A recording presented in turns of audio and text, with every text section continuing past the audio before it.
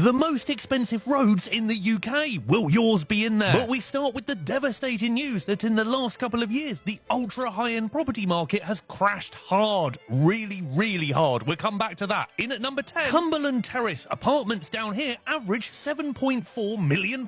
They face onto Regent's Park, which is nice, but to their rear is Camden High Street. So it constantly sounds like they're in a police chase and smells like they're in Amsterdam, and that's why they've only made number 10. In at 9 is Montpellier Square in Knightsbridge. They are a collection of townhouses that all face into a crappy little garden. They're boring, they average just over 7.4 mil, and some of the residents have lost an absolute fortune on them recently. We stay in the Velvet Line prison, which is Gridlock Knightsbridge, for number 8, Wilton Place. Average price, 7.9 mil. Would I live down here?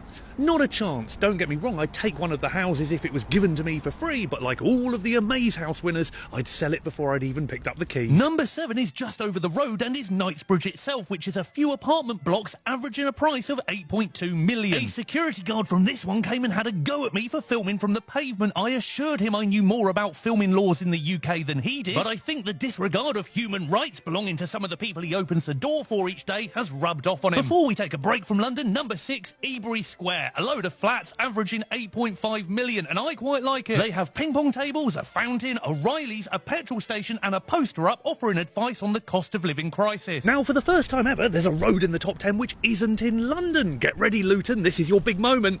No, obviously I'm joking. Of course we're going out to Surrey. Number 5, East Road in Weybridge. Average price 8.8 million, and it's on the famous St George's Hill estate, so we ain't filming it. Even if I went in as a guest and filmed, I would still be asked to take the post down. It's almost like I'm talking from experience. But we can use this opportunity to remember that all of the mega wealth within the UK is focused into 2 small pockets. This one in West London and then this one out on the Surrey-Berkshire border. These are the most expensive roads by region. There might be one near you, and you can see the drop-off the moment you get away from the southeast. Number 4, Thurlow Place. Average price, 8.9 million. We're back in Kensington, surrounded by traffic, museums and tourists. It's horrible. Let's get out of it. Why are all these prices so much less than when we did this a few years ago? The ultra-high-end London market has taken a bit of a battering because of non-dom status and stamp duty, which are a little bit complex, so I will explain over the top of footage of one of London's first Waymos so the stupid people don't get bored. Labour got rid of non-dom status. This is where you effectively live in the UK, but you allocate another country that you want to pay tax in for foreign income. There were 68,000 of them. None of them worked on the checkout at Tesco, and a few thousand of them have left. Stamp duty, which is a sales tax on property, has shot up to nearly 20% in extreme circumstances for overseas buyers. We booted out all the Russians, and Liz Truss did a Liz Truss on interest rates. And now the most expensive property in the country has dropped 20 to 40% in real terms. At number 3, it's another famous one, the Bishop's Avenue. Average price just under 9 million. This road has a high average price because they are proper mansions with big gardens as close as you can possibly get to London. It's nicknamed Billionaires Row. I don't think many billionaires actually live on it though. This road does only have billionaires live down it though. Kensington Palace Gardens, it's not on the list because houses down here hardly ever come up for sale, but when they do, they go for over 100 million each. It's on the Crown Estate and full of embassies, so you get a lot of police security for that money. Number 2, Chester Square in Belgravia. Average price, £11.5 million.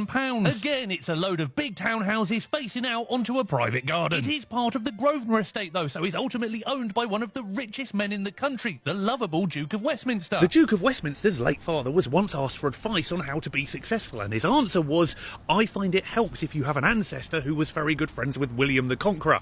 You don't see that on LinkedIn. And number 1, Winnington Road. Average price, £12.5 million.